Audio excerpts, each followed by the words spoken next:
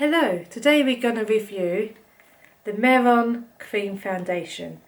In the UK, there's not many places you can get this, but I got my one from the Treasure House of Makeup. It is a vegan product. It's a cream, it comes in a tub, and it also lasts 30 months once opened, so it's got a very good shelf life. It's also got a dewy semi-matte finish. And because of that, I'm going to show you what it looks like with just the cream. And then I'm going to put the Mehron Press foundation powder on. So this powder can be used as a foundation, it can be used as a contour, and it can be used as a finishing powder. I chose the same colour and shade as the cream, so you can see what it looks like in the same shade. And hopefully we'll get, by using this, a matte finish or a matter finish. And then I will be probably taking all the makeup off and showing you this by itself, because it is supposed to be a powder foundation in its own right too, as well as a contour and a finishing powder. So I will show you this as well.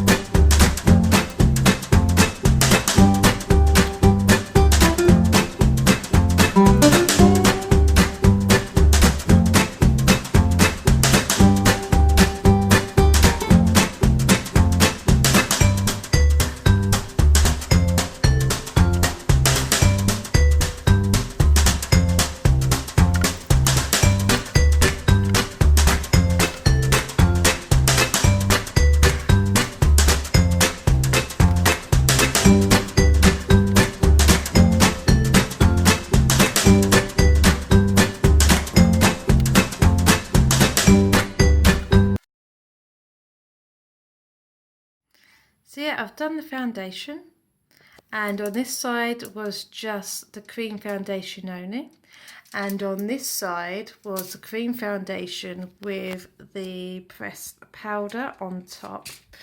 And I don't know if you can see from this that I have combination skin, so my dry patch here I would need to oil or moisturise and get a hydrating primer to get it to sit a lot better than it does. But where I get oil, this side's worked really well with the powder, and it has smoothed it really, quite a lot out. Well, this side is a little bit like this, but I have lots of oil and a dry patch here and there here on this side. And yeah, definitely the powder works a lot better with this product, having a powder on top. So whether you can put a matte powder on top instead of their foundation pressed powder, and put a powder on top, I think it will look a lot better. Yeah, so obviously you saw me put extra patches here and here of foundation, because I get dry patches here and on my nose, combination skin. So anyway, I get a dry patch. If I was using the Mehron, I'd probably have to put a hydrating primer on them areas and a matte primer everywhere else for all the oily skin, and a bit more moisturiser on this bit. But in a whole, it's really nice to go on. It is buildable. As you can see, I added more. It is buildable. It's a cream, so liquid, it's a little bit more hard work than a liquid foundation. So if I was using this on clients and things, because obviously you have a decanter anyway, I'd probably work it in the palette a little bit more, but I'm going to be using this as personal use, because I haven't got any more of this in my kit. And yeah, I think you'd have to work it a little bit to make it a little bit more easy to apply. It's quite easy to apply. I don't mind the texture of it. Because I'm used to photography makeup, it's it's not that heavy. When I do photography makeup, it can matte, it can be quite thick and heavy sometimes. So this is actually not that heavy. It has a natural sort of finish. It's got a little bit of a shine to it. So having this on top takes away a lot of the shine. They do a mineral powder. I like to see what the mineral powder does, whether it actually brings down to a true matte. But it's quite nice to have a sort of more natural finish in your photography than just a plain matte. As you can see, there's a little bit of shine, especially on this side along here. Like oily. I always go with shine on my nose because it's your nose. You usually get shine, but yeah, you can just see a little shine here. And there's a little bit because I'm right next to the cameras, but it's not as much as this side. But yeah, I'm very happy with it. And there's no itching or anything because I've got really sensitive eyes as well. And no itching or anything like that. It's been on for about 10 minutes. But yeah, the only thing is where I get dry skin, it doesn't sit as flush on them dry patches.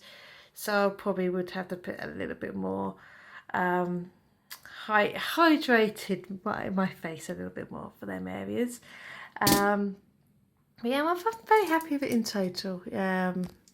Oh, you can see I've not powdered on my eyelids. This is cool. So obviously you would have eyeshadow on by now. But yeah, I've not done any sort of concealer or corrector or anything like that because I wanted to see what the actual finish of these products were like. Because some people put the concealer underneath, some people put it on top, some people do it every way. But most concealer or things, when you ask them what sort of finish they've got, they don't have a matte finish. So I wanted to show you what this actually this semi-matte finish looks like. I probably would have bought another shade as well, a shade darker, and mix them because I think a shade darker would have been too dark because it's too light. So I can always darken this up with contouring and different colour powders. But if it's for myself, I'll probably mix this one with the next shade down. I like to see what it looks like on darker skin, and I would like to see what it looks like on Asian skin, Oriental skin, because I do specific colours for different skin tones and see how well they match. That would be quite nice to see.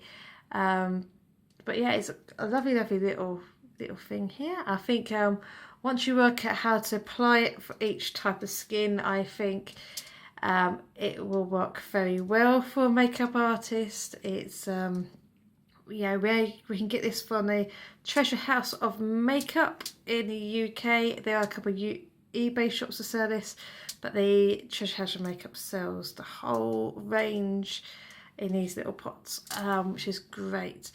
So thank you, for actually bringing this to the UK so we can actually try this product. It's been around for years. But yeah, I think we will see this again from Helen, and even if it's just on herself, and we will see if we can get some more colours and try it on models when we're allowed to, because we're at COVID-19 when this is recorded. But yeah, so but definitely recommend having a powder of it and then a non-powder. So this is the powder side, this is the non-powder side, and you can see I've got some bits like this with a non-powder side, and I've got some shiny bits where I've got a bit oily. But this side's a lot better, a lot smoother than this side. So yes, highly recommend powdering it, not just leaving it. And I hope you like this little bit of information. I hope it's useful. And I said these are about £11 to buy these tubs, and I think this was about 13 pounds, something like that is the actual powder. And it's quite nice that the powder, they've got a powder to match each colour, which is quite nice. Not just 3 powders, there's a powder to match each colour. So I've got a light to foundation, I've got a light to powder, which is also helpful. And apparently this powder can be used for contouring, as a light foundation. So I will check that out as well, because I do a palette with 12 shades, and then if you want there's 4 more shades for different ethnic. I think it's Oriental ethnic. I'm not sure. I'll have to check that out. Because 4 more shades for them. So yeah, check this out. I mean, I might have got that wrong. I know it's definitely a palette. There's definitely a palette with most of the colours on it. But yes, but you can buy individually. You can buy the shade to match the foundation, and they do a free mineral loose powders as well. So I'm going to try and get hold of them and see how it works with the foundation. At the moment, we can't get that in the UK because of COVID. It's not over here yet. So I'm now going to try this tomorrow with just the powder, so you can see what just the powder by itself on the face looks like. See you later. Bye.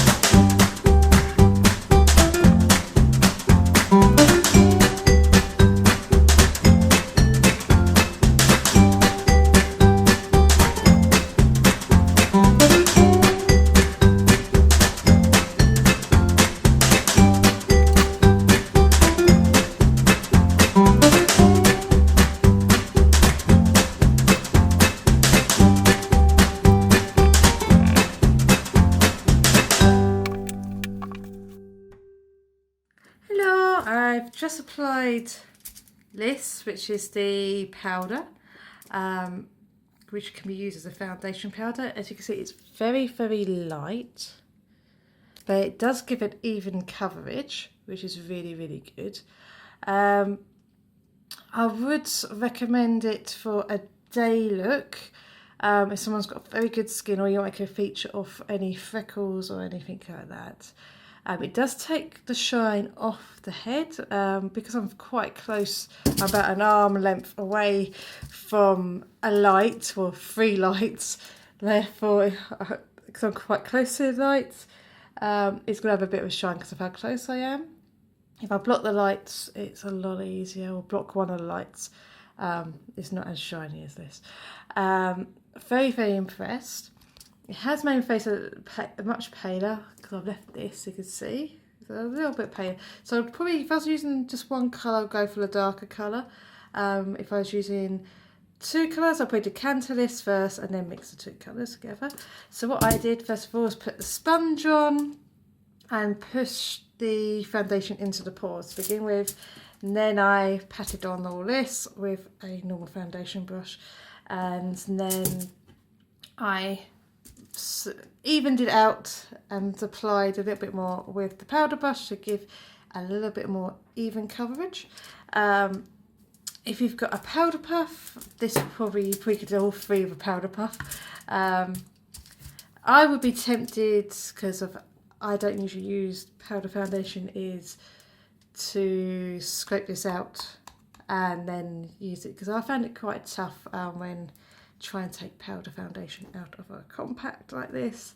What I did today, take it straight out of the compact, and I am very, very happy with how it looks. I'm very happy with the even coverage. Someone like me has got quite a lot of little pimples and red marks, and that it's not going to give me the nice even coverage day look I want. Just because I've got those little red dots and redness and things like that. So for someone like me, this is not going to give me enough coverage. If I was wearing makeup, most of the time, you guys know, I don't wear makeup because I have very sensitive eyes and my eyes water like anything. So I do makeup on myself when my eyes are good, which is usually like 1 or 2 days of the week. So today there's a good day, but today I'm doing a review. And yeah, so if I was in a day look on someone, or someone got loads of freckles, I want to make a feature of the freckles, this is really, really good. For photography, normally I would still probably use a cream and put this on top. Just because of anybody like me, got little pimples and things like that, and it just gives you a little bit more that you're wearing something, for the shoot, like clothing. Well, at least I don't feel anything at all, which is good for people who don't wear makeup. So I might use this when I've got bad days and see what happens, see how my skin reacts, because it's got no talcum powder in it. And so I'm going to have a go at using this during normal days. I'll probably get a darker colour because I mix them. And see if it makes me feel better. Because most of the time I don't wear makeup at all, so everybody can see my spots and pimples. So it has dyed them down. But I said it's not going to do... Yeah, it's not going to make a complete coverage just because it's a powder, and powders tend to be, to me, not all, but tend to be for light coverage. I hope you like it. And I said I'm very, very impressed with it. So that's the Mehron powder, which matches the foundationable. I'm going to try and get hold of the mineral powder, see if that makes a difference on the foundation. But in the UK at the moment, we can't get the Mehron from the US at the moment because of COVID-19. So hopefully soon we'll get some shipments, and I can order it from the Treasure House of Makeup. And that's where I got these from, because they tend to have the most supply of Mehron in the UK. And yeah, we'll see how it goes. Thank you for watching.